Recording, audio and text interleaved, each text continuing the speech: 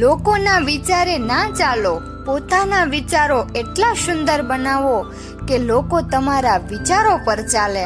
કિનારો ના મળે તો ના સહી, પણ વાલા બીજાને ડૂબાડીને આપણે તરવું ના જોઈએ. જેની પાસે સાયકલ હોય એ પછી એક્ટિવા લાવે એટલે સાયકલને ભૂલી જાય છે, પણ એને એ નથી ખબર કે બેલેન્સ રાખતા તો એને સાયકલે જ શીખવાડ્યું છે. આવું જ કાંઈક લાઈફમાં પણ લોકો કરે છે. તમારું નસીબ ચમકતું હોય ત્યારે ડાહ્યા માણસો સલાહ આપતા અચકાય છે, અને તમારું નસીબ ખરાબ હોય ત્યારે ગાંડા માણસો પણ સલાહ આપી જાય છે.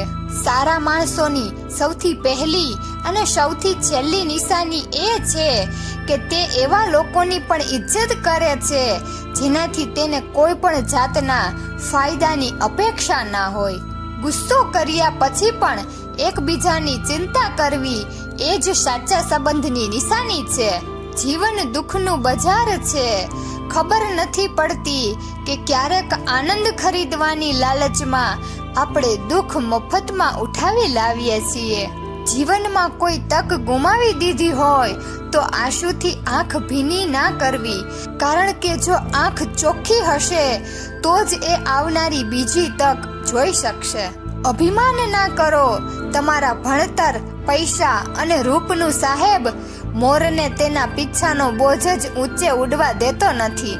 જે થયું તે સારું જ થયું, અને જે થઈ રહ્યું છે એ સારું જ થઈ રહ્યું છે. જે થશે તે પણ સારું જ થશે.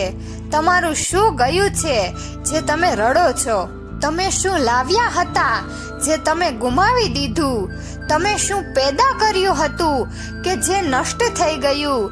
તમે જે લીધું તે અહીંયાથી જ લીધું, અને જે દીધું તે અહીં જ દીધું. જે આજે તારું છે તે કાલે બીજા કોઈનું હતું, ને કાલે બીજા કોઈનું હશે. તું કર્મ કર, ફળની ચિંતા છોડી દે. કરેલું કર્મ ફોગટ નથી જતું.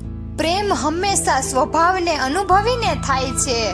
ચહેરો જોઈને તો ફક્ત પસંદગી થાય છે.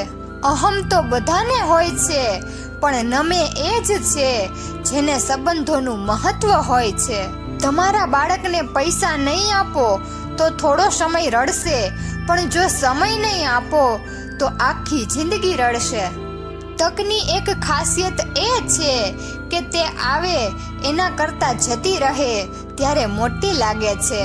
ગુસ્સો અને વાવાઝોડું બંને શાંત થયા પછી જ ખબર પડે કે કેટલું નુકસાન થઈ ગયું. ભૂલ માત્ર એનાથી થાય છે જે કામ કરે છે, બાકી કામ નહીં કરવા વાળા માત્ર ભૂલો જ શોધે છે. ધનવાન બનવા માટે એક એક કણનો સંગ્રહ કરવો પડે છે, જ્યારે ગુણવાન બનવા માટે એક એક ક્ષણનો સદઉપયોગ કરવો પડે છે.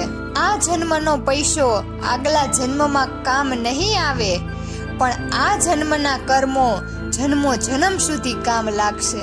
ઘરમાં ફૂલદાની, પાનદાની, મચ્છરદાની, અત્તરદાની હોય પણ ખાનદાની ના હોય તો બધું વ્યર્થ છે.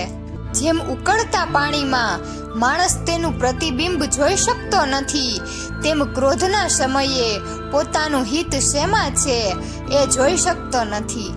મિત્રો, જો તમને મારો આ વિડીયો પસંદ આવ્યો હોય તો વિડીયોને લાઈક અને શેર કરજો, અને અમારી ચેનલને સબસ્ક્રાઈબ કરજો. વિડીયો અંત સુધી જોવા બદલ ખૂબ ખૂબ આભાર.